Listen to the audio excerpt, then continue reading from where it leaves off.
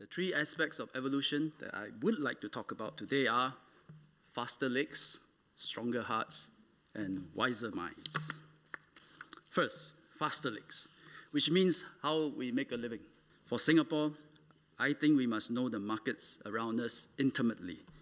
Traditions, customs, tastes, language, habits, psychology. We used to encourage Singaporeans to anchor in Singapore.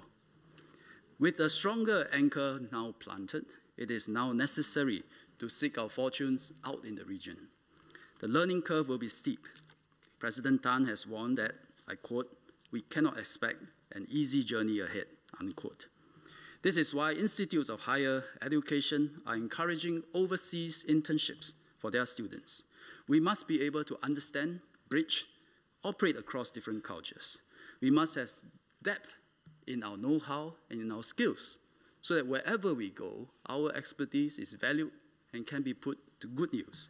And most of all, as Mr. Chris D'Souza said, we must always be grounded in values, characters, and ethics. The next area of evolution, stronger hearts. This refers to our resolve to define Singapore and our national identity. With a stronger heart, we will develop a stronger and more distinct national identity and strengthen the Singapore soul. That will be our monument for the next 50 years. But our identity is not merely derived by a legal faith that pronounces that everyone is Singaporean. There is richness in the identity, drawn from our diversity, our ancestry, our cultural origins, and is derived from that inclusive, generous spirit, as Mr. Sun Xueling has mentioned. This is why it is critical that we make and continue to make great effort in living together, side by side, appreciate each other, understand each other, and build even larger common spaces. The third area of evolution is wiser minds, the way we make decisions. I have vivid memories of conversations in my family when I was a child, when we were living in our little flat in Bukit Ho Swee. At that time, getting a demerit points for bad driving or getting a red summons for not paying your PUB bills, they are major family affairs involving family conferences. And often we'll gather around and there were the adults who always discuss, should we appeal to the authorities to waive that red summons? But inevitably, some auntie of mine will say there is no point in appealing because government operate law by law. That's the most often argument. And as a kid who hardly know any English, even I know that that makes no grammatical sense.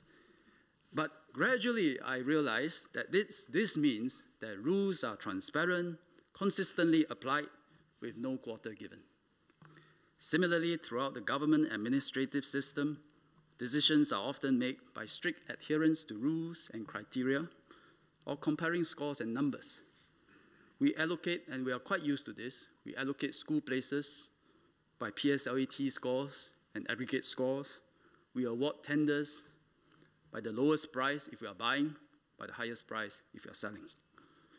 At a time when our nation was nascent, certainty of rules and consistency in application were critical.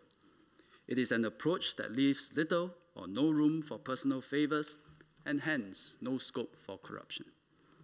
We must continue to emphasize integrity and stand firm against corruption, but we must also exercise judgment and discretion. This is because the world is now too complex to be reduced to rules and numbers. Rules are made for men, not men for rules.